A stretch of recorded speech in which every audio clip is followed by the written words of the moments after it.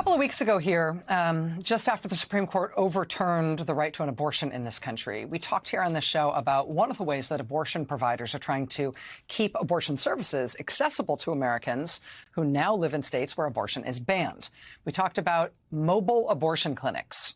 An abortion access group called Just the Pill announced that they'd be launching a fleet of mobile clinics to park just over the border from states with abortion bans. And from those mobile clinics, they'd have providers do consultations for medication abortions and dispensing pills, as well as providing surgical abortions for patients who need that or prefer that or who are too far along in their pregnancy for a medication abortion.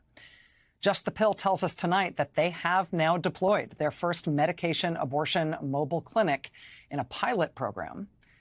A second larger mobile clinic providing that and also surgical abortions will deploy later this summer. Just the Pill's medical director tells ABC News that the vans are both completely unmarked and bulletproof.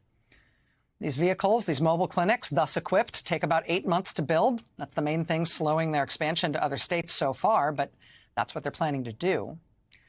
So that's one on-the-ground response to the overturning of Roe versus Wade. Put abortion clinics on wheels and drive them to state borders to be as close as possible to women in these states where abortion is now banned. But now there's another doctor who looked at a map and realized that for women in certain places like the Deep South and South Texas, there is a place that is much closer than the nearest state where abortion could still be legal. And that nearest place would be the sea. The ocean, the Gulf of Mexico. Dr. Meg Autry is an OBGYN and professor at the University of California at San Francisco. She plans to launch a floating abortion and reproductive health care clinic in federal waters in the Gulf of Mexico, a few miles off the coast and therefore a few miles out of reach of repressive state laws. The idea is that for many women in Texas, Louisiana, Alabama, Mississippi, it might be closer and easier and cheaper to get to a boat, to get to a floating clinic a few miles off the coast, rather than trying to fly or drive to the nearest state where abortion is legal. Now, this project is still in the fundraising stage. For starters, Dr. Autry needs a boat to be able to make this happen. But as sort of pie in the sky and crazy as this idea might sound at first blush, there is really salient and extensive experience of doing this sort of thing for women who are seeking abortions. A couple of weeks ago, we spoke here on this show with Dr. Rebecca Gompertz, a Dutch doctor who has spent decades figuring out innovative ways to get abortion services to women in countries where abortion is illegal. Her organization, Women on Waves, has spent years providing abortions on ships floating in international waters. And the work that Dr. Gompertz has been doing globally, figuring out how to get women abortion services where their countries have made it illegal, well, that is now work that needs to be done here inside the United States as well, figuring out how to get abortion services to women in states where it is illegal. Joining us now is Dr. Meg Autry. She's a professor of obstetrics and gynecology at the University of California, San Francisco. Dr. Autry, I really appreciate you making time to be with us tonight. Thank you. Thank you so much for having me. Am I explaining the basics of it correctly? And is there any important nuance here that I'm missing in terms of conveying this to our audience? No, I think you pretty much got it. It is, I think one of the really important things to remember is that wealthy individuals in our country will be able to get the care that they want and how they want it, whenever and wherever they want it. And this is serving a portion of our population that in these restricted states that are potentially unable to access those resources. How daunting are the logistics of what you are proposing, what you're trying to do? I mean, obviously, there's the matter of acquiring a boat and getting it properly equipped and staffed and all that. But it seems to me, as somebody totally ignorant as to how something like this would work, that there's also the very serious challenge of how you get women out to the facility that you're going to have several miles offshore, how you handle follow-up care and things like that to the extent that that's needed.